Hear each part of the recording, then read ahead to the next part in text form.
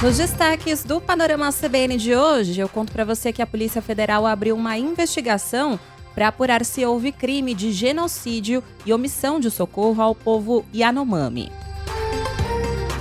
Na economia, Americanas apresenta um pedido de recuperação judicial nos Estados Unidos. E no esporte, o Palmeiras é bicampeão da Copinha. Panorama CBN. Olá para você que está ouvindo o Panorama CBN. Eu sou a Juliana Prado e vou te contar em menos de 30 minutos tudo que foi notícia nesta quarta-feira, dia 25 de janeiro de 2023.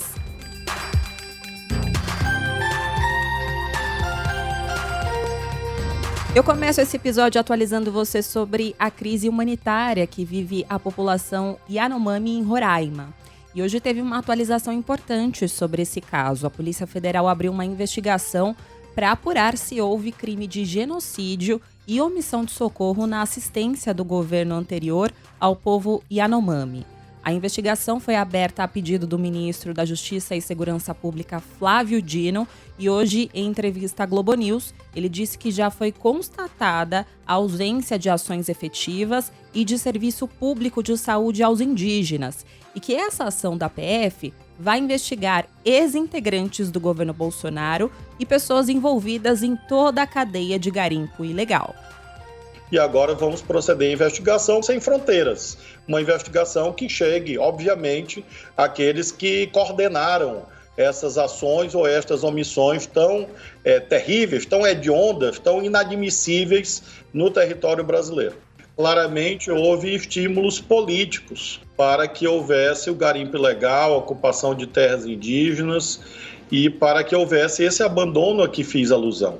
Quando eu determino a instauração de um inquérito, é claro que eu não me refiro a pessoas pré-determinadas, mas sim a fatos. O que eu posso garantir é que a Polícia Federal está orientada a buscar desde as pessoas que estão no território de Roraima, como também aqueles que estavam acima na cadeia hierárquica, foram avisadas, é importante dizer isto, essas pessoas foram avisadas. Há centenas de documentos oficiais encaminhados a ministérios, encaminhados a vários órgãos públicos.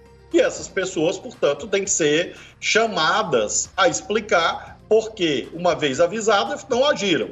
E isso será feito pela Polícia Federal.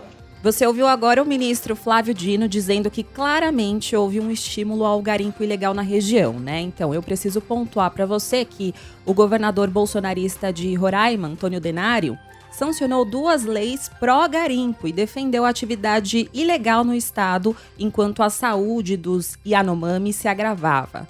A primeira lei foi lançada em 2021 e liberava todos os tipos de garimpo com uso de mercúrio, que é uma substância danosa ao meio ambiente. E no ano passado, o governador sancionou também uma lei que protegia o patrimônio de garimpeiros ilegais de agentes de fiscalização. Nesses 2 casos, as leis foram consideradas inconstitucionais e foram barradas pelo Supremo Tribunal Federal. E eu chamo a sua atenção para isso porque autoridades locais, líderes indígenas e ambientalistas avaliam que o avanço do garimpo foi a maior causa que levou à atual crise sanitária na região, porque com garimpo ilegal e o uso de mercúrio, o solo e as águas da região ficaram contaminadas e, com isso, os indígenas ficaram sem fonte de alimento e bebiam água contaminada. Mas hoje, em entrevista à Rede Amazônica, afiliada da TV Globo em Roraima, o governador do estado, Antônio Denário, disse que não concorda que garimpeiros devem ser responsabilizados pela atual situação dos Yanomami. Independente do garimpo em área indígena ou não, eu não concordo com nenhum tipo de ilegalidade. Eu trabalho, inclusive, para legalizar a atividade. Aqui no estado de Roraima, tem mais de 50 mil pessoas que vivem da atividade garimpeira. E o garimpo no estado de Roraima, ele é centenário. Não, eu não acredito que tem que ser responsabilidade. Ele é um dos fatores que contribui para a situação atual. Mas os garimpeiros estão trabalhando, lógico que eu reconheço, não tem legalidade para isso, e é uma ação que tem que ser posicionada pelo governo federal. Os garimpeiros têm que arrumar outra alternativa de rendimento, com apoio do governo federal para que possa tirarem eles das áreas que eles estão trabalhando. Enquanto o governador fala isso, quase metade das 30 mil pessoas que vivem nas 120 comunidades da terra Yanomami está doente. Essa informação é do Conselho Distrital de Saúde. Mais de 1.000 receberam atendimento emergencial em uma semana de uma força-tarefa que foi montada pelo Ministério da Saúde na região. Sobre essa investigação aí da Polícia Federal que eu acabei de contar para você, ouvimos durante a programação da CBN Enoch Taupang, que é vice-coordenador do Conselho Indígena de Roraima. E ele disse que a situação dos povos Yanomami tem sido reiteradamente denunciada, mas nada é feito.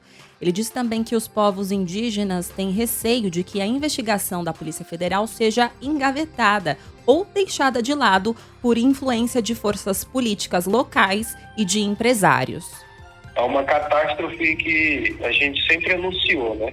Sempre que a gente teve a oportunidade de falar com o governo ou com representantes de estados de outros países, como por exemplo na ONU, a gente sempre fez questão de denunciar que o garimpo significava isso pra gente, que chegaria a esse ponto. Porém, nunca foi levado a sério, nem as nossas falas e nem os nossos documentos que denunciavam. O maior medo é isso, fazer um inquérito e ele teve mais um meio a muitos outros engavetados por parlamentares, por empresários, por forças externas. Esse é o nosso maior medo, e a gente continuar se expondo, colocando a nossa vida em risco em troca de nada. Então, assim, nós estamos dispostos a lutar, estamos dispostos a seguir denunciando.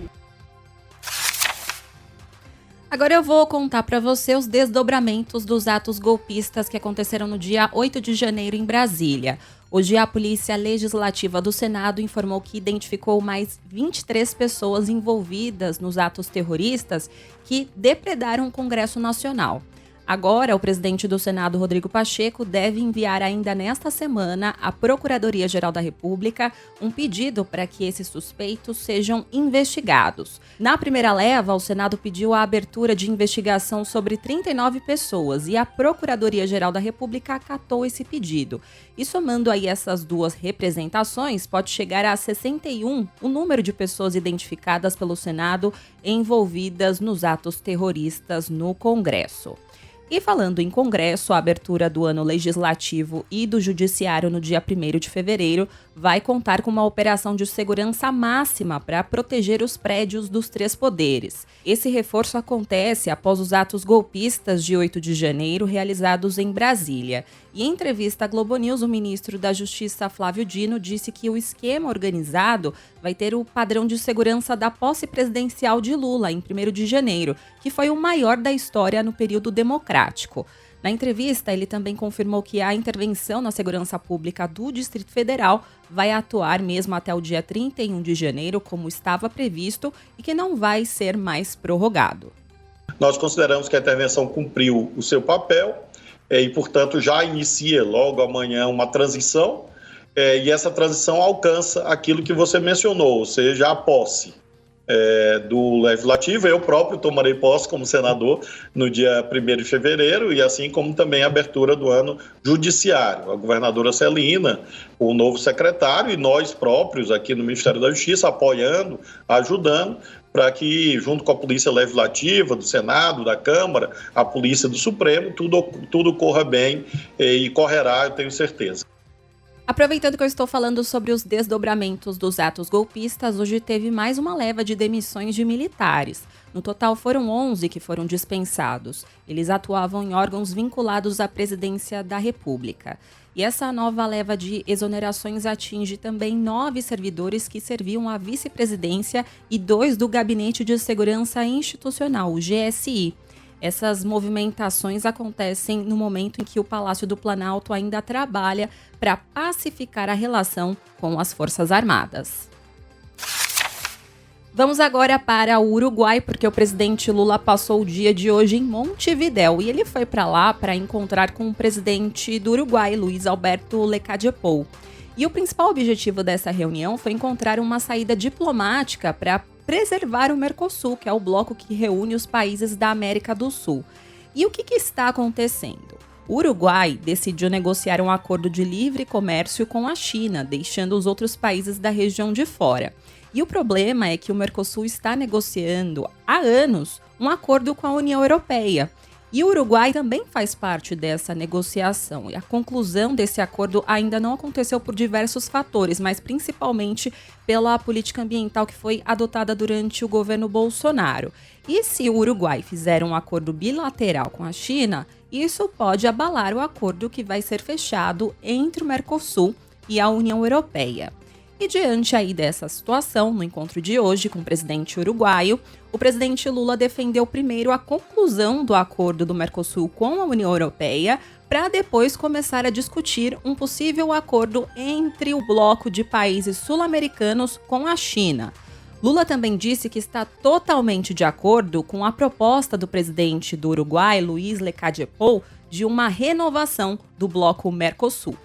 Que precisamos fazer para modernizar o Mercosul? Queremos sentar à mesa, primeiramente com nossos técnicos, depois com nossos ministros, somente com os presidentes, para que a gente possa renovar aquilo que for necessário renovar. É urgente e necessário que o Mercosul faça o acordo com a União Europeia. Nós vamos intensificar as discussões com a União Europeia. É que vamos a intensificar nossas discussões. Vamos firmar esse acordo com a União Europeia e firmar este acordo. Para que a gente possa discutir apenas um possível acordo China e Mercosul. E eu acho que é possível. Lula até reforçou que a China é a maior parceira comercial do Brasil e disse que mesmo com as relações já firmadas com o país asiático, é necessário fechar um acordo também entre os países do Mercosul com a China. Agora, eu vou fazer uma pausa no noticiário para contar para você um recado do patrocinador deste podcast.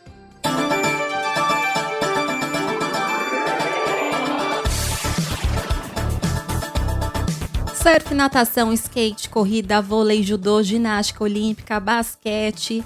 São muitos os esportes que contam com o apoio do Banco BV, um dos maiores bancos privados do país. Há 4 anos, o BV apoia iniciativas de atletas brasileiros e, neste período, se juntou a nomes como a ex-jogadora da Seleção Brasileira de Vôlei, Ana Moser, e o ex-judoca Flávio Canto, entre outras grandes estrelas. Para o Banco BV, o esporte é um poderoso fator de transformação e superação. É capaz de mudar a trajetória de crianças e adolescentes em situação de vulnerabilidade social. O BV acredita na força do esporte para tornar o mundo mais leve, pois é uma ferramenta de transformação, inclusão e superação. O esporte ainda é capaz de promover a paz, a tolerância e o respeito na sociedade. Fique por dentro das ações do banco no site bv.com.br/sustentabilidade ou acesse o banco nas redes sociais no @BancoBV.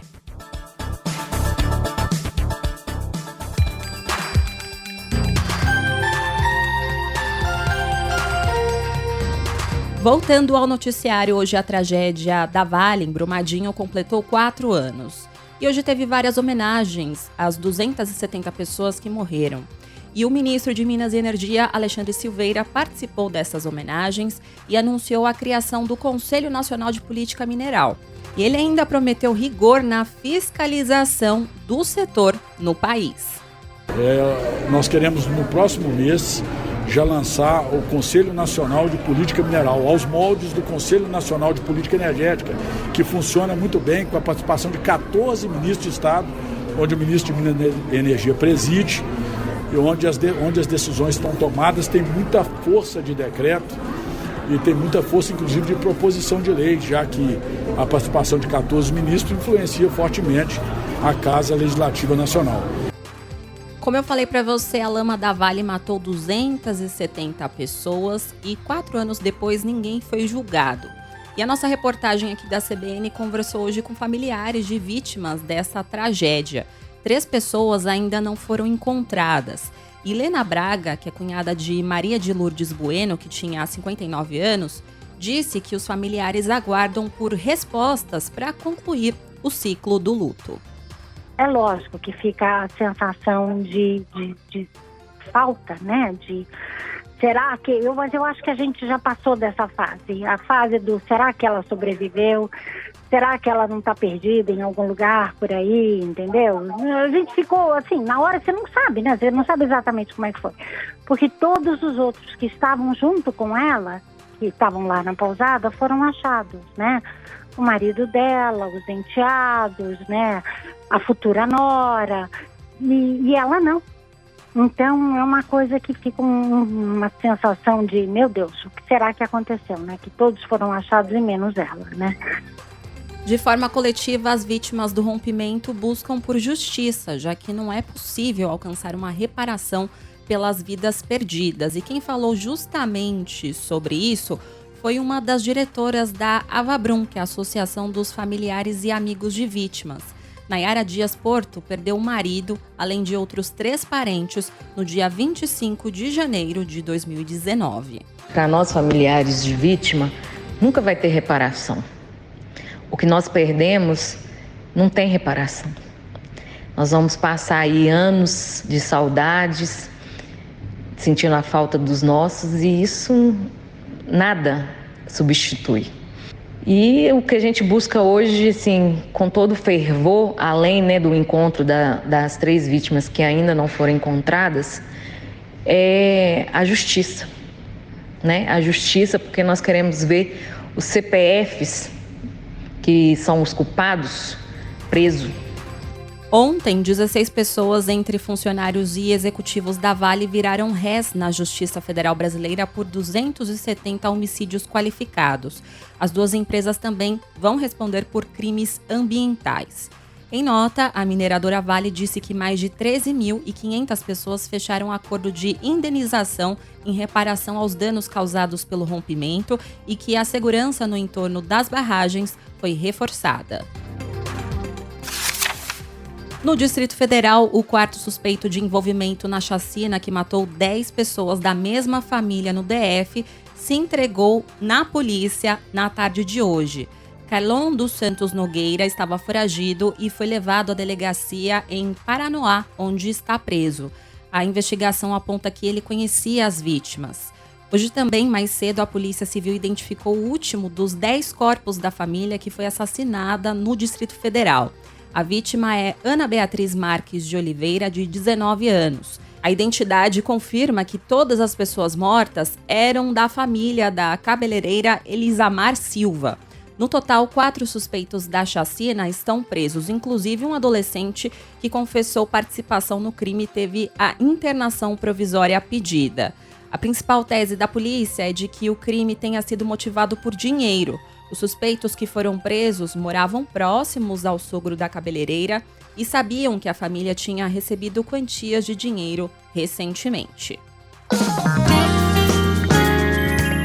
Na economia, a história da Americanas continua rendendo. Hoje a empresa apresentou um pedido de recuperação judicial nos Estados Unidos.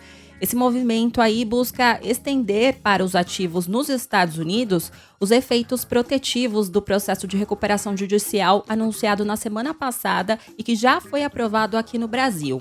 Hoje também a empresa entregou à Justiça do Rio a lista de credores que inclui mais de 7.900 nomes. A relação engloba pessoas físicas, empresas e entes federados. E a dívida total da empresa é superior a 41 bilhões e 200 milhões de reais. Para você ter uma ideia, a rede varejista deve a um único credor, no caso o Deutsche Bank, 5 bilhões e 200 milhões de reais. Nessa lista entram também os bancos Bradesco, BTG Pactual, Itaú, Safra, Banco do Brasil, Caixa Econômica Federal e Santander. E entre os fornecedores, o destaque é para o fabricante de eletrônicos sul-coreano Samsung. A Americanas tem uma dívida de mais de 1 bilhão de reais somente com essa empresa. E eu contei agora há pouco para você que a Americanas está devendo para o Banco Itaú, né? E hoje o banco acionou a justiça para pedir a antecipação de provas e evitar que documentos da Americanas sejam ocultados ou destruídos. O Tribunal de Justiça de São Paulo determinou um prazo de 5 dias para que o Conselho de Administração da varejista se manifeste. O pedido do Itaú vai na mesma linha de solicitações feitas pelo Bradesco e Santander. E de acordo com a decisão do Tribunal de Justiça, Americanas deve apresentar demonstrações financeiras dos últimos 5 anos. E aproveitando aqui que eu estou falando de economia, eu vou contar para você como foi o fechamento do mercado financeiro. A Bolsa de Valores de São Paulo encerrou o pregão de hoje em alta de 1,17% aos 114.347 pontos. No mercado de câmbio, o dólar comercial encerrou com perdas de 1,22%, cotado a R$ 5,080. Já o euro terminou o dia negociado a R$ 5,544, com uma retração de 0,96%. No noticiário internacional, eu trago um destaque sobre o jogador brasileiro Daniel Alves. Hoje, um jornal espanhol noticiou que surgiram novas imagens que mostram declarações da mulher que acusa o jogador de agressão sexual. Segundo o El Periódico, um policial que trabalhava na boate no dia em que o suposto crime aconteceu usava uma câmera no peito e filmou acidentalmente as primeiras falas da jovem, que estava muito nervosa e chorando. Além disso, a perícia encontrou novas provas que reforçam a versão dela. Após a jovem ser encaminhada a um hospital e ser examinada por um médico legista, foram detectadas lesões compatíveis com uma luta. O jornal espanhol disse ainda que a perícia encontrou impressões digitais que também vão de encontro com as alegações da vítima e contrariam o jogador. Outro jornal da Espanha, o La Vanguardia, disse que quando Daniel Alves voltou ao México, onde ele jogava pelo Pumas no começo do mês, a advogada dele já tinha alertado sobre a denúncia de estupro contra ele. E a informação é de que a advogada foi que pediu para ele gravar o vídeo dizendo que não conhecia a jovem que o denunciou. Bom, até agora Daniel Alves continua preso preventivamente em uma penitenciária próximo de Barcelona. Ele divide uma cela com outro brasileiro e não quis televisão no quarto. A defesa dele tem até amanhã para entrar com um recurso no Tribunal de Barcelona. E ainda no noticiário internacional, o governo dos Estados Unidos informou hoje que vai fornecer mais 31 tanques de guerra à Ucrânia nos próximos meses. Essa decisão ajudou a quebrar um impasse diplomático com a Alemanha sobre a melhor maneira de ajudar Kiev no conflito contra a Rússia. E com isso, a Alemanha também decidiu enviar tanques de guerra à Ucrânia.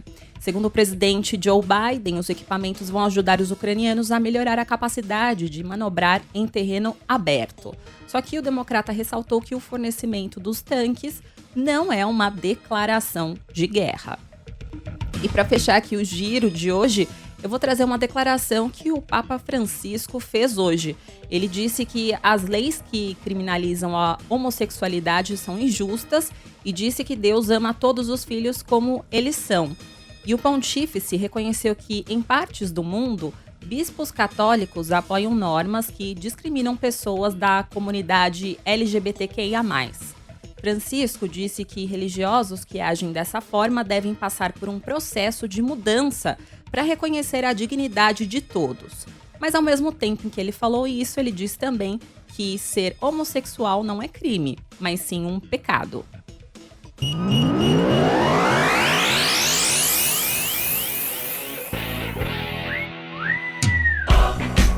E no esporte, como hoje é aniversário de São Paulo, tradicionalmente acontece a final da Copa de Futebol Júnior.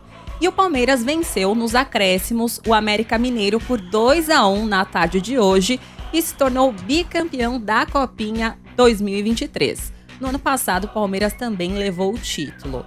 Esse bicampeonato aí do Verdão fecha uma ótima temporada do Palmeiras Sub-20, que há alguns meses já tinha sido campeão do Brasileirão e da Copa do Brasil desta categoria. E desde a final da Copinha passada, o time fez 43 jogos e venceu 34. Panorama CBN. Agora eu vou indo nessa, muito obrigada pela companhia de hoje. O roteiro de hoje foi escrito por mim e os trabalhos técnicos são do Anderson Endel, o Tico. E não se esqueça que amanhã tem a edição da manhã do Panorama CBN com a Natália Furtado a partir das 7 horas da manhã, combinado? Beijos pra você e até mais!